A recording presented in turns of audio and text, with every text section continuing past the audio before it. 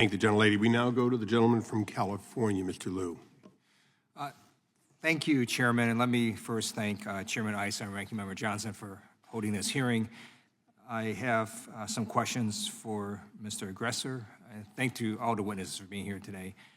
So the only reason we're here today talking about intellectual property waivers for COVID vaccines is because these vaccines worked. Isn't that right?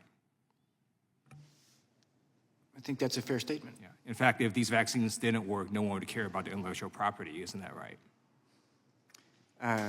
They may be interested in how the U.S. businesses do their research, and there may be things they could draw from unsuccessful approaches, but I think basically, yes. And the reason that all these witnesses are about fear of China trying to take this intellectual property is because these COVID-19 vaccines, in fact, reduce severe symptoms in people who got vaccinated or prevented death. Isn't that right? Yes, and China, I think it has a well-documented record of trying to take and understand and sometimes make use of proprietary U.S. technologies. So for folks who are watching and you're still not vaccinated, I urge you to talk to your doctor about vaccines or read what doctors' organizations like the American Medical Association have said about vaccines. Now, I do have a question about some of the things you said in your written statement, which I read. I haven't formed a very strong opinion on these TRIPS waivers, so I just want to learn some more information. There's a huge difference, right, between getting a patent and then producing a vaccine. I mean, there's multiple steps. You have to have the resources to be able to do that. Yes, a patent is a legal right, proprietary right to produce a particular product. So I'm just trying to understand, even if a developing country got a patent for one of these complicated vaccines, how are they going to be able to produce that? It would depend on the country, I'm sure. There are quite sophisticated scientific and medical establishments in India and in Brazil and quite a number of countries. Not all WTO members would have that capacity. Doesn't it suggest, though, that, in fact, one of the reasons no one took this TRIPS waiver is because they just didn't really have the capacity to make one of these vaccines? I don't think that would be the case.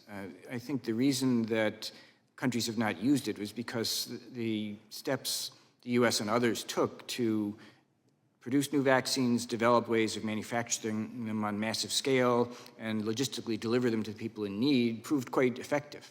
So that there was actually little need for countries to use the waivers. So it turned out that the Western countries had enough capacity to supply these vaccines. Eventually, yes. I don't think that was known early on. That was one of the gaps of information that all governments were working with. Right, but for a developing country to take the resources and just all of a sudden create a factory to start making these complicated vaccines would have taken quite a bit amount of time, right? For some of them, yes, and maybe for many of them. So I'm just trying to understand, what is the utility of giving away these patents to countries that haven't really shown the ability to just stand up a factory and have the personnel and then develop and produce these vaccines? One of the aspects of this particular waiver is a relatively easy right to export it to other countries, so that a country with quite a large medical establishment, say in India or in Israel, would probably be quite able to create a productive capacity and export.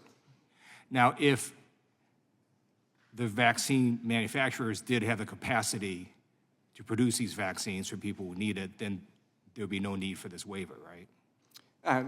Yes, in the absence of an emergency situation in which governments did not know all the information and had a visible health emergency in their own countries, probably that wouldn't be the same situation, and there wouldn't be a real case for a waiver in that situation.